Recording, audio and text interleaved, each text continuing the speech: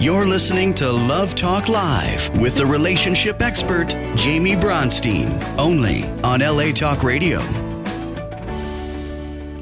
Hello and welcome to Love Talk Live. I'm Jaime Bronstein, and today I have with me in studio Eve Lahijani. Hi, guys.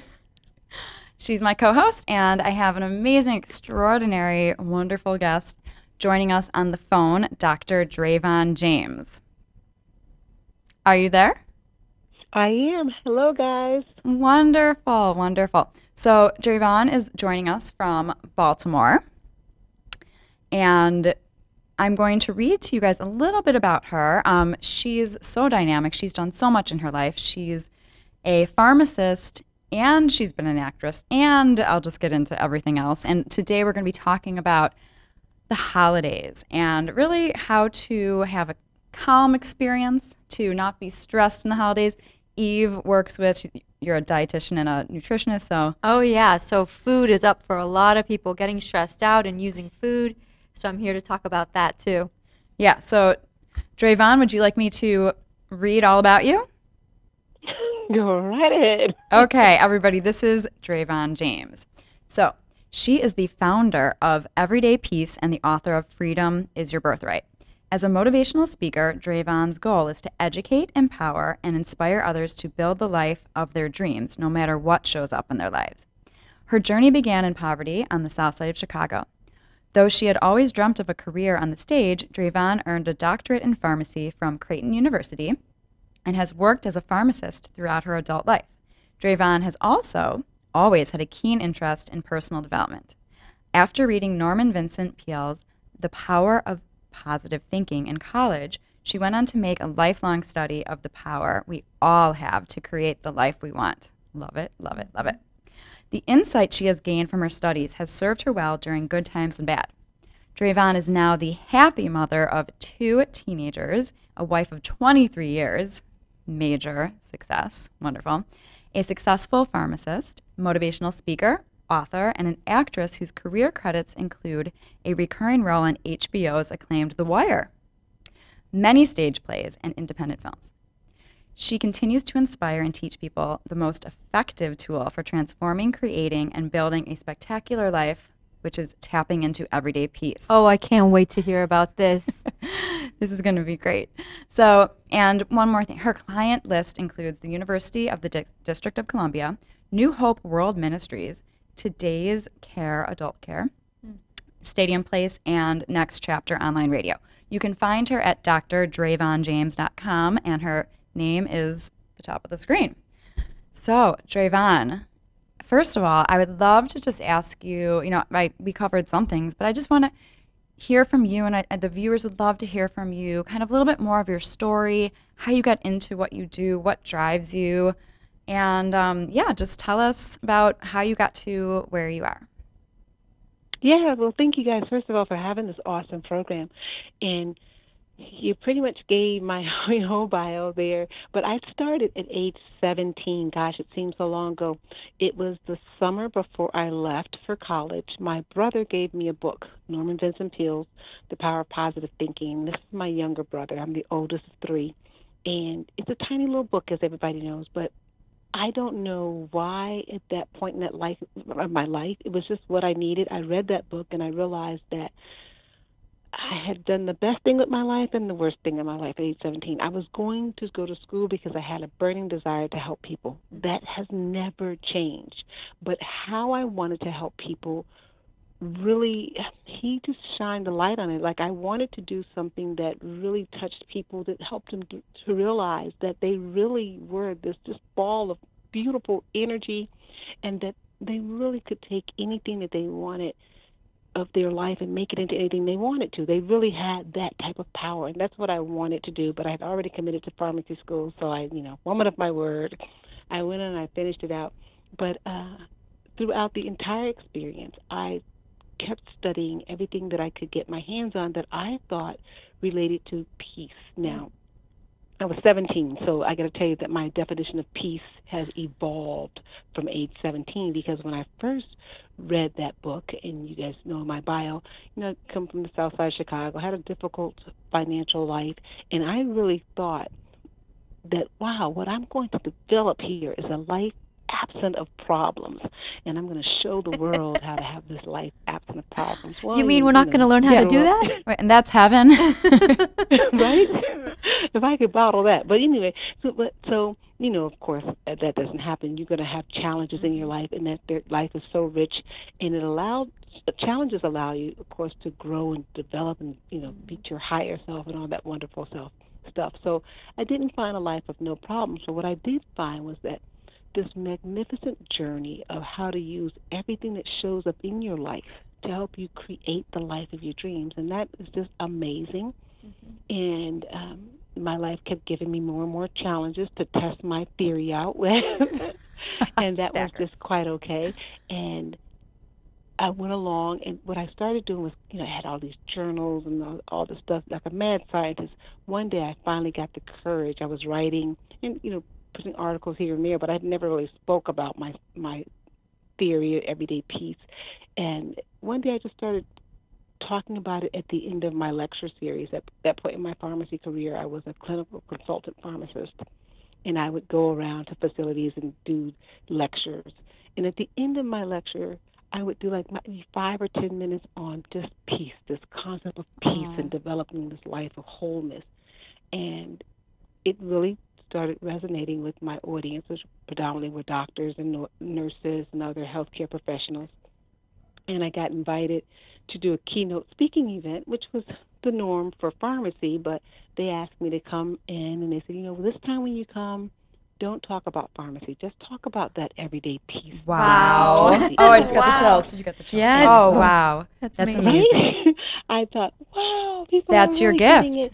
They knew it. And, that's kind of how I came to be. It's been something that's been a part of my entire journey. I really have to say that I wouldn't be where I am today, having the experiences that I have, some good, some not so good. It's all part of the journey, but I wouldn't be the person that I am if it were not for the concepts that I had read about and learned and embraced as my own journey in my walk of life, if it had not been for first probably Norman Vincent Peale and that book that opened me up to really digging into this human experience. I love it. And what's coming to me is, I always say that life happens for you, not to you. And it sounds like you have that exact same way of looking at things. Because I love that it sounds like you really embrace. For you. That is absolutely it. It is really. I tell people all the time that everything that happens in our life, the good, the bad, and the in between, only happens for one reason, and that is to bow down and serve you, so that you can go on and create the life of your dreams. Ooh, now I have the chills again. Wow. Just giving up this chill. Like life is happening for you. Wow. Yeah, and, everything that happens really is for our growth and upliftment. But I think the problem sometimes is when people don't realize, they don't know that, and then they don't take the time to look back, and get insightful about, okay, what did I gain from this? Some people just go on throughout their lives and they're in victim mode. Mm-hmm. But it sounds like that's, what you teach people to do, which is so great. Yeah. Years ago, my son, when he was in middle school, told me, he said, Mom, haters are just confused fans. And it was the first time I'd ever heard that expression. Oh. And I think about victims are just confused victors. They believe that they're still living in the victimhood, but all they have to do is really look at that story, that past, and say, oh, my gosh, I get to tell you the story about what happened. That right there is the sound and the trumpet of a victor, right? I get to tell you the story, and this is what happened. And when I'm telling the story, you can really, if you really pay close attention, you realize that, wow, there's triumph in that, there's triumph in that. I'm pretty amazing, and the universe is supporting me, and look what happened here.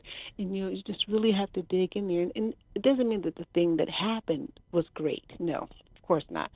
Some rain falls in everybody's life, and some really unfortunate things do happen in life, and that's just part of the journey, unfortunately. Would that it were not so, but it is. Mm-hmm. But it's all in the way we perceive what we're going to get from it. Mm-hmm. We may never choose that particular hardship for ourselves or even for our worst so-called enemies, but we have the opportunity to look in there and say, aha, this is what I'm taking from that. So how do you work with people to make that shift from being in victimhood, let's say, victim mode, to, everything that you're teaching them about peace and this way to live a more peaceful life? Yeah, so the first thing is to become self-aware. And self-awareness sounds like such an easy thing. Like we all feel like, well, we know ourselves pretty well, right? But the truth of the matter is that we really don't pay that much attention to ourselves at all. We know more about our celebrities and our athletes, very little about ourselves. So the first thing to do is to really become self-aware without shame, guilt, or condemnation, without blaming yourself or wishing you didn't feel the way you were. Just giving yourself permission to be who you are in that moment and becoming aware of who you are in that moment. And I started off, and I encourage people to do this all the time, I started off on my best days and on my worst days always asking myself the same question. Dravon, how are you today? And it sounds like a really simple question, but if you really don't allow yourself to give you just the, banal answer, oh, I'm great. We say that when someone asks us at the coffee maker in the morning, how are you? Oh, I'm great. God, you would never tell the truth. Oh, my car just got stolen. You figure they don't want to hear all that. And I feel like a hill of beans because I did this. I shouldn't have said that. But when you're talking to yourself, you don't want to give yourself that answer. You really want to wait for your soul to respond. And so, you know what? I really feel this way about this. And you'll find that when you ask yourself, whatever your name is, Dravon, how are you today? And you wait for that answer. Gosh, when I first started doing that, it would take like a week or so for me to really come up with a real answer. Wow. Because I was so accustomed to rushing to the politically correct answer. So step number one is to get clear. Okay. Yeah. Wow. Right? Instead of saying, my heart's broken because of this.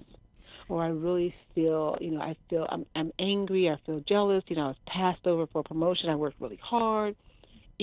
Those feelings wouldn't come right up because they weren't the so-called good girl feelings, right? You shouldn't be angry. You push them away. Feel this way. I would start judging myself before I would allow myself to even tell the truth. So then I'd go back and hide. Say, okay, Dravon, if Dravon doesn't want to hear from Dravon, who else would want to hear from her? Well, so just that self-awareness is so very important. Giving yourself permission to feel what you feel and to acknowledge it. And once you do that, the next thing is you accept yourself, but then you say, you know what? I want to move beyond self-pity or self-doubt. A lot of what we feel is rooted in fear. Once you get to really be aware of yourself, you'll realize that a lot of these emotions that we have a lot of fancy phrases for are just fear. Just fear dressed up. And you dig through that and say, okay, that fear is the ego response, so we have to figure out how to calm the ego, how to make the ego feel safe. And that's when you can really start using these things that seem so unfortunate, really start seeing the gold that's in there, the nugget that's in there, that's wrapped in all this, aluminum foil or something that's kind of crinkly and kind of hard to get to, until you really peel back these layers that rob us of our consciousness because we can't see ourselves. There are so many things that are coming up. One is that, we were talking about fear and how fear is just so around all of us, and we don't even realize it until you do this work. And that, sometimes a way to get out of the fear is to just move from fear to love. Like, what is the loving answer instead of what is the fearful step or answer? And also, just everything that you're saying, when you were checking in with how is Dravon doing today, what came to me is it's like the little Dravon inside, all this inner child work that I love to do with my clients. And just the being kind to that little one inside who is so innocent and sweet. And when we love our inner child, then we can just exist in this world in such more of a peaceful manner, and and in our loving and not in our fear. Right. And I love this second step because it sounds like you're rooting out what are you really afraid of, what's present for you, in such a loving, self-nurturing kind of way. We love the way that you do your work. You need to come and visit so we can all collab. So what's next? I'm curious. So what is the next step as part of your morning process? Yeah, I'm sorry, I'm kind of losing you guys a little bit. Like your volume's kind of fading out for me. Oh, no. Can you hear us now? Just a little bit louder. Okay. Could you go ask the station manager? Maybe he could make it. Okay. We got someone coming in here to make it a little bit louder. But while we're doing that, I'd love to read something to. Okay. He's going to work on it from over there. Okay. Let us know if it gets better. Can you hear us now?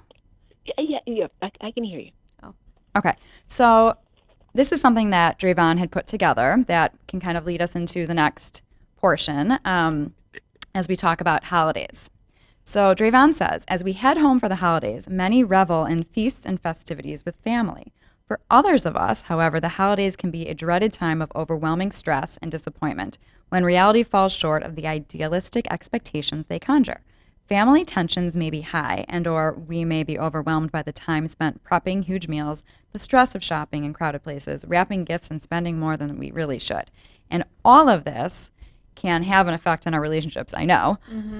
So what are some, I know you have some really fun scenarios, maybe people wouldn't call it fun, but you've sent me some scenarios of things that could happen at the holidays, and if they were to happen, how do people handle them?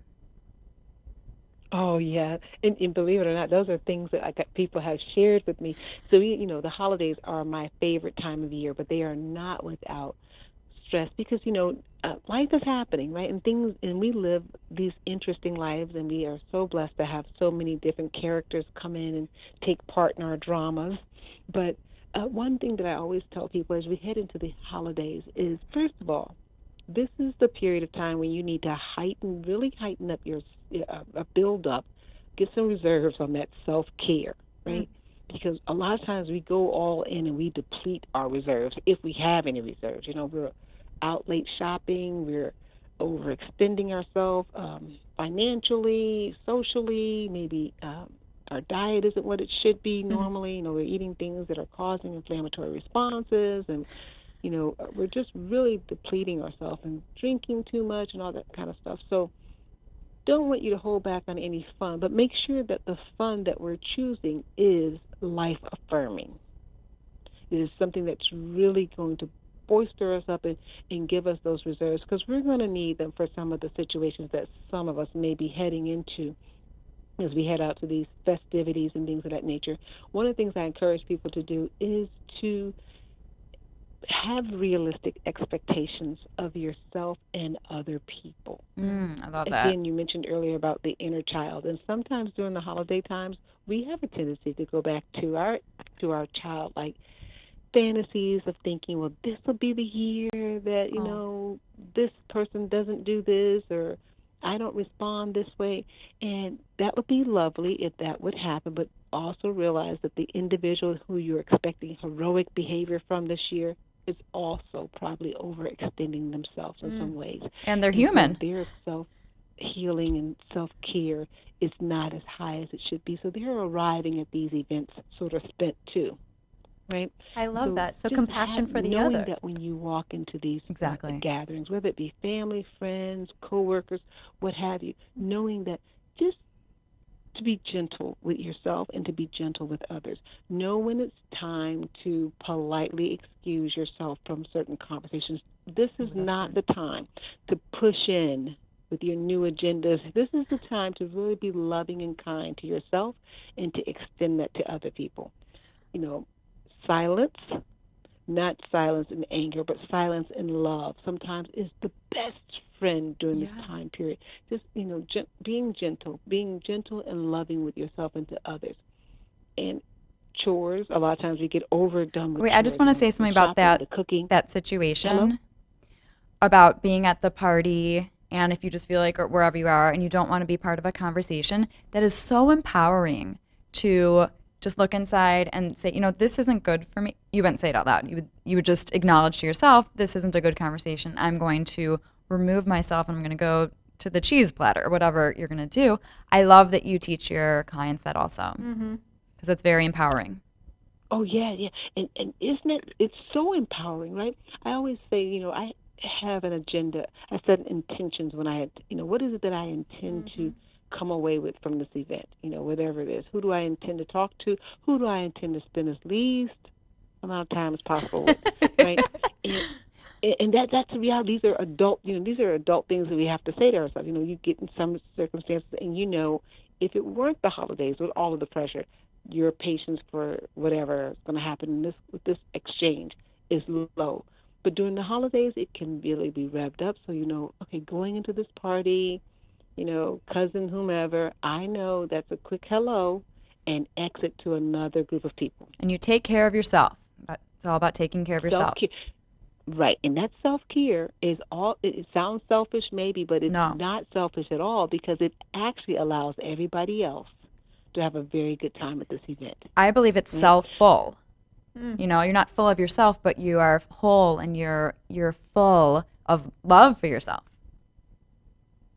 Right, which helps you to love on other people, because the last thing you want is to get here and make it uncomfortable for everybody else, because they can feel the tension between you and somebody else. So making your loving entrance, making your loving exit to the next set of people or what have you, to the cheese platter, what have you, is a wonderful thing to do when you find yourself in these areas. And remembering, too, this can be so challenging, because we are really, in as much as we would love to say that we're so giving and we're so forward-thinking, a lot of times we're really focused on our own fears.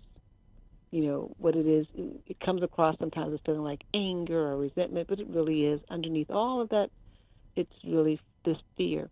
And allowing yourself to see that in yourself, becoming aware of that, allows you to see fear more readily in other people.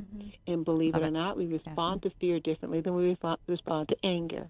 So when we see somebody else in their tone or something is a bit biting or a bit harsh with us, now we can see the fear in it. And it's like, oh, isn't that sad? Or, yes, you can have compassion. I wish it feel that way, instead of, oh my gosh, there's going to be one woman standing at the end of this event, and it will be me.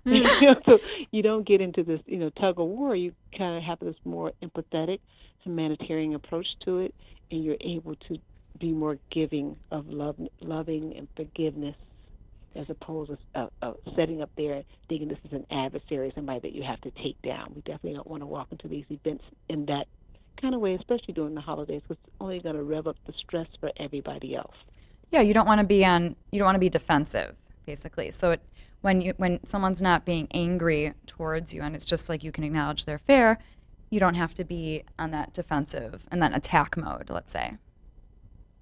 You can just have compassion. It seems like that's what it keeps on coming back to, is compassion. Having it for yourself helps you have it for the other.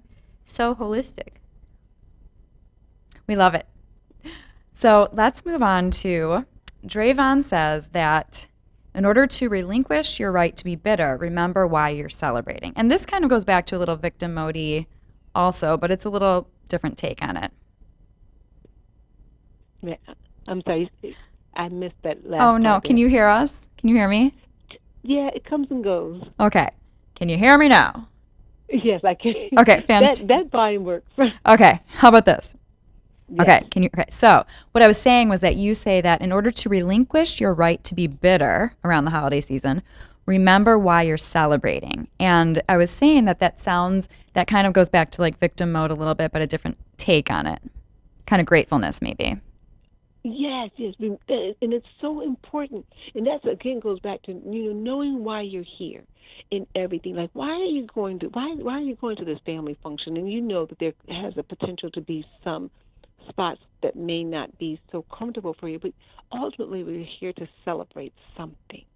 So keeping your focus there really will help you to have a better experience, and to help your other guests or the other participants have a better experience too.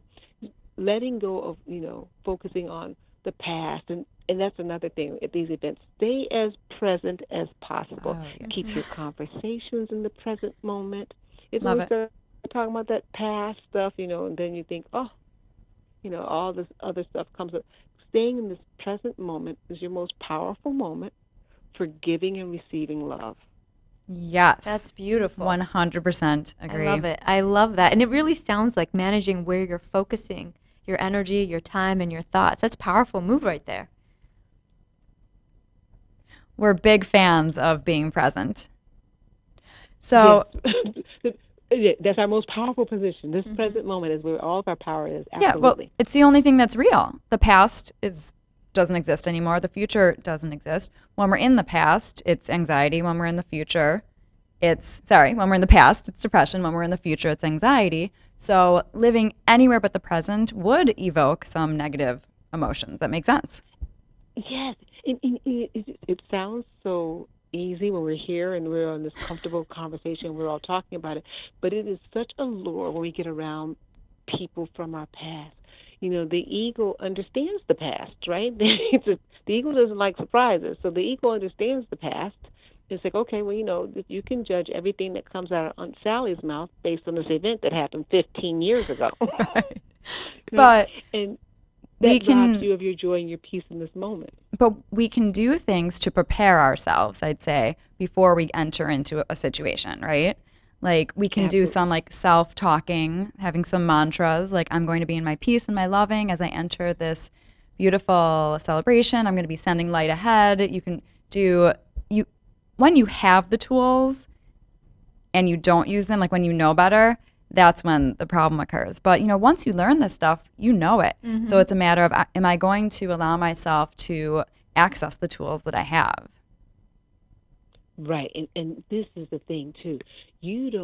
For me, this is one thing I tell people who work with me a lot is that don't wait till you get into the crisis moment to try to figure out which tool you're going to pull out that toolbox. Right. You know, most of us have some really good stuff that we're working with, but when you get in the heat of the moment, if you're anything like me, you can't remember any of it. Right. It's like, okay, I know I'm supposed to say something here. You're like, I'm going to the cheese platter. I'll be back. Hold that thought. I need to gather my thoughts. I have been doing. What are my tools? It's gratitude, you know, and so gratitude is so powerful. It is like the universe was loving all over you. And I do an active gratitude list every morning. I write down 3 things that I'm grateful for. But when I tell people in the midst of a heated situation, if gratitude is always something that you gravitate towards, you just look at anything. Say, oh my goodness, that is the best cheese platter I've ever seen. Where'd you get that from? Mm-hmm. Just best cheddar ever. Yeah, I love it. Gratitude. Yeah, and I really like what you were saying, that it's a daily practice for you as well. So it sounds like that could also really help in making it more natural in these high stress situations. Yes, and developing daily practice is so very important. I agree. Because, as I said, when you're in the midst of high anxiety, high stress, it's difficult for us to get all the cortisol levels calm enough for you to be able to go to your tools. Some people can. I know for me, I need to have some things ready, some things that I go to. Here's my go-to all the time. I actually have my gratitude list with me at all time, and a little index card. I prepare one every morning. Mm. Do you want to share with us what you wrote today? I take it to work. I tape it on my desk. So it's with me. And I can look at that and say, oh, yeah, I remember it. Oh, my goodness. And it just brings a smile back to my face. It could be something really small. It doesn't have to be anything major. But it reconnects me, calms me down, gives me that little bit of edge. And sometimes it's just enough edge to walk away. I love it. And we would love to hear what you wrote today if you have it nearby. I do. Oh, good. Perfect. We didn't even plan this. How fun. She obviously does do this if she has her journal nearby at all times. It's great. Okay, so this is my active gratitude for this morning. I've been having a little difficult sleeping over the past few days. No wonder, all the holiday cooking. And my first thing says, I am thankful for restorative, peaceful rest last night. Oh, great. That's so good. Okay. And then I had a friend that reached out to me from some years back. My second thing is I am thankful for the loving, supportive relationship. Oh, I love it. And my third item is that I have a new course that I just produced, and I was thankful for the successful people who were able to sign up for the 2020 challenge. And I bet you're going to get some more after this. Right. And so I do that. And then and I love sharing this with people because this is in my bag. Tape, it goes with me. It'll be a new one tomorrow. And then I write down my intentions. And intentions are so very important because we're creative people. We're always creating, and we can create Always. on purpose, right? Which is great. Or we can just kind of create on accident. We don't know what we're creating. We just kind of walk it in. Whatever happens, happens. And I believe in being in the flow and in the moment. But I know that when I come into this relationship or I go into another relationship, that I have intention to do something. Yes. So, and having your intentions when you go into the holiday season, and you're going to that party, know what your intentions. Is this a networking event for you? Is that why you're going to this event? Are you going to this event because you really love to see Aunt Martha? You haven't seen her in some years. That way, it's a win-win. I love it. You And go there. You're making. Are you just going because you're going to support your mom because you missed the last 2 years and you know how happy she'd be when you walk in the door?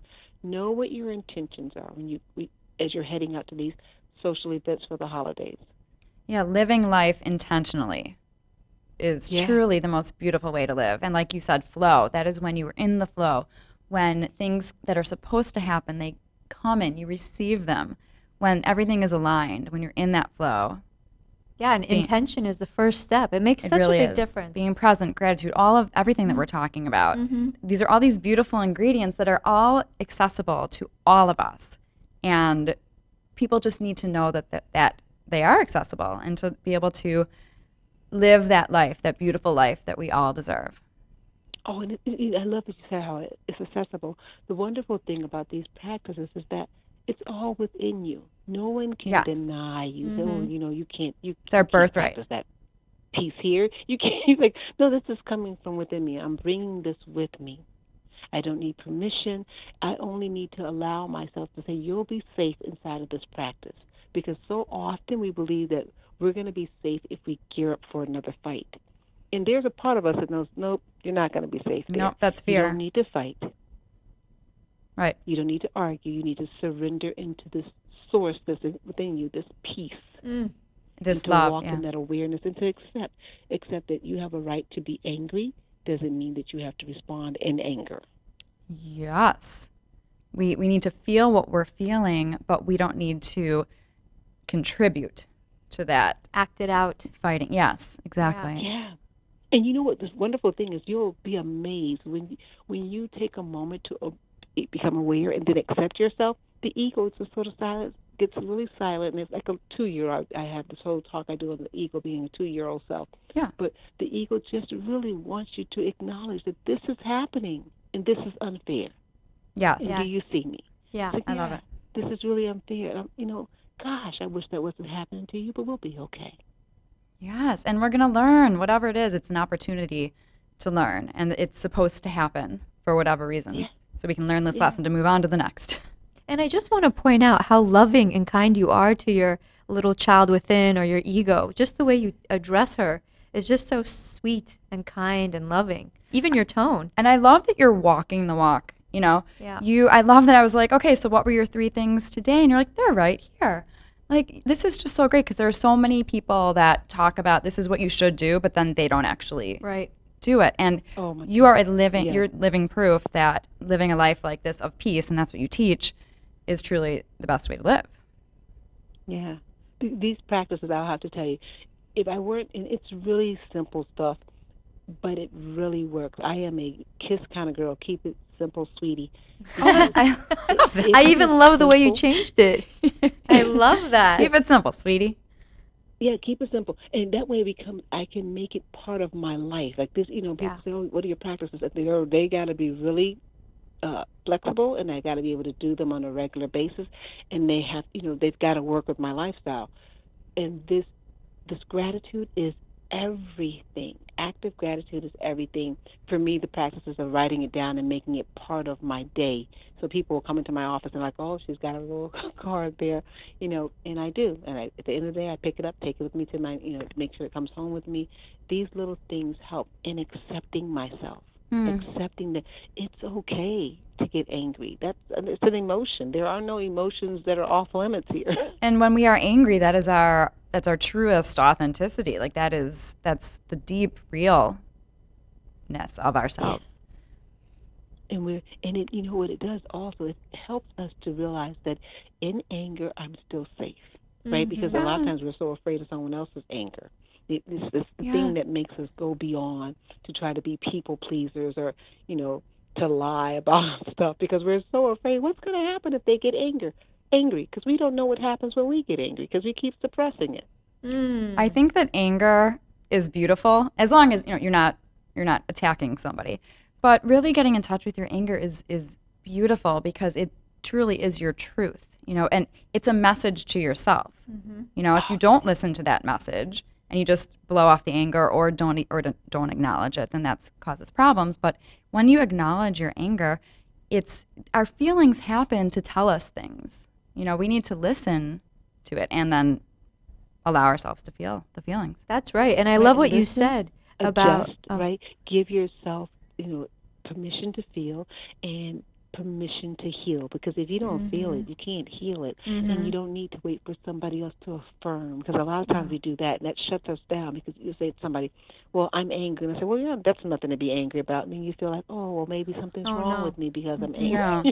And we get in this vicious cycle. It's like, okay, maybe for me, in the way I approached Earth, and this, this upset me, and I need to validate me. Oh, I love that. I need to Always. validate me. And that's all that matters. I love that. Honoring ourselves. I love is that. the most important thing. And what you said about if you're able to validate yourself, you're able to be there for others when they're having their feelings. I really love that too. Exactly. Letting you be that kind of person who could handle the range of not only your own emotions, but of your others. friends, Yes. of your clients. I love that. That was beautiful. It's a beautiful cycle.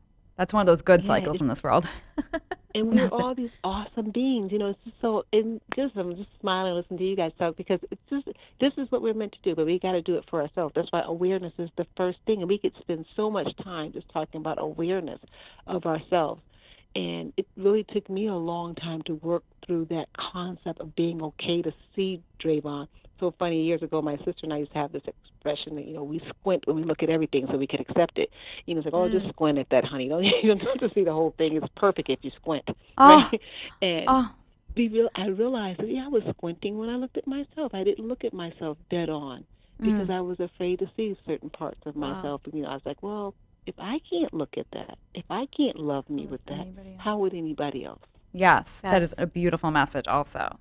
That we need to, when we love ourselves fully and wholly and with such power and strength, then other people do as well. That's the law of attraction also.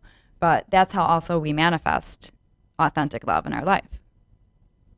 Yeah, absolutely. So and that's how we get. Oh, finish what you were going to say. I want to make sure we have enough that's time. How we give. We meet our higher self, and that's how we give and help other people meet their higher self. This place of safety. Exactly. So I know there's one more thing you wanted to talk about, which is challenge the challenge by letting go of resistance, and you'll shine like new money in the end. So we're going to do rapid fire. I love that. Rapid fire about this concept. Yeah. I love, that was a phrase. Oh, no. I think we lost her. Dravon? You there? Oh, no. We're going to go. Yeah. Going Oh, wait. She's back? problems, but I could really confide in her, and she would say to me, "Oh, Dravon, just keep on going, and when you get to the other side, you're going to shine like new money." And when she would say that, I would feel this instant comfort. I was like, "Oh, she knows I'm going to make it through it." But then I get this instant fear, like, "But I don't want to have to do anything hard." Right, because nobody does. But I realized, I said, okay, but that's my child who doesn't want to do another hard thing, but I'm going to be able to get through this. And so, challenging the challenge is to say that in this, whatever this conflict is that the challenge is that I'm going to choose to know that this has shown up for my good. I'm not going to brace up and try to keep things the same, because that's really what we want to do. And don't push it away. We don't want anything to change. So something happens and we go right away, on autopilot trying to figure out how to stop change. Yeah. I love it. Because the ego doesn't want any change. We just need to embrace and envelop whatever it is that's happening. I love that level of acceptance. So the challenge is that to open up and to relax, to open our hands, unclench our teeth, and relax and say, I'm here, I'm present. And you need to say, I'm scared, because that's true. I'm here, I'm present, I'm scared. But I know that the universe only allows things that are here to bow down and serve me, to help me to create the life of my dreams. Now, I wish I would. Hallelujah. That's beautiful. Yeah, I wish I could create without this, because I've had some stuff showing up. I'm like, really? You think I need this? Yes. Yes, you do. I hear you. Or else it wouldn't be happening. And the universe is like, yep, you do. Yep. Exactly. And you're going to get through it beautifully. Yeah. And Right. yes. But just open up Stronger. and say, no, I'm not trying to keep it the same. And I even have to talk to my inner self, and I say, you know what? I do want it to stay the same. I'm so comfortable here. This is what I know, but I'm still open. Yeah, but expanding in life is so important for our awakening and evolving. We need to expand. We don't want to stay. Our ego wants us to stay the same, but our heart and our soul really wants us to evolve and, move on to the next beautiful thing that's going to happen. And that's what I love about what she's sharing, because when our natural tendency is to clench up and be scared and try to keep everything steady, I love what you're saying about opening yourself up, being open, and actually embrace what's coming actively. And that's really beautiful. That's so empowering right there. And God, they always say God would not give you anything that you can't handle. And I believe that. Yeah, really powerful stuff here. Really about living an empowered life. And also, it's not just handling. When I hear handling and when I say it, that's actually kind of like surviving, not thriving. So it's not even just like, oh, I can handle it. It's actually not just handling, it's living it, and it's like I said before, it's evolving from it, not just getting through it, but it's thriving past it, not just like handling it. You don't want to just, you want to thrive, not survive. Exactly. I want Yes. to thrive. All about and it. that's what life is all about. It's robustness, vigorousness, and it's all of these things, and we're thriving through this. Yes. But for my personality type, I know that tell people if it seems like it's going to be very, very hard, I'm probably really, really sleepy, right? Because I just feel like I can't do it. So I would play this game with myself and just say, I'm open for the next step. I'm not going to try to see all the way into the future. Just the And you very can't. next step. I'm open. What's the next thing I need to do? One step at a time. What's the next thing I need to do? Oh, okay, I could do that. I love and it. I'm open for the next step without having any preconceived notions of how this is supposed to happen. Or, if this doesn't happen this way, then this is a fail. No, I'm just open to the next step. And not judging myself if the next step is like, oh my gosh, I'm not sure if that was the right one, because things just seem like they've gotten worse. So, well, I thought that was the next step. I was open for the next one. It's the next step and the right step because it was the next step. So that means it is the right step. Oh my gosh, I love that. Thank you. How do you know you're in the right spot? Because that's where you are. That's right. That's well, right. Dr. Dravon James, thank you so much for joining us today. This was so inspirational. Our viewers are going to love this content. So thank you so much. And can you just announce again how people can find you, how they can contact you, etc.? Absolutely. So you can contact me via my web address, which is www.drdravonjames.com. Email me as well at info@drdravonjames.com. And I'm on social media, Facebook, Twitter, and Instagram under the same name at drdravonjames.com. Wonderful. So people will not have a problem finding you. This is Absolutely. This is That's amazing. great.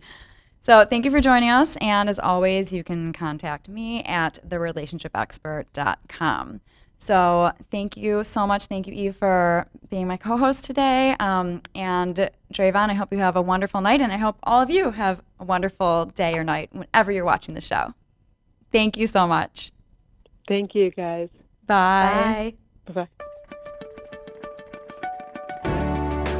You're listening to Love Talk Live with the relationship expert, Jaime Bronstein, only on LA Talk Radio.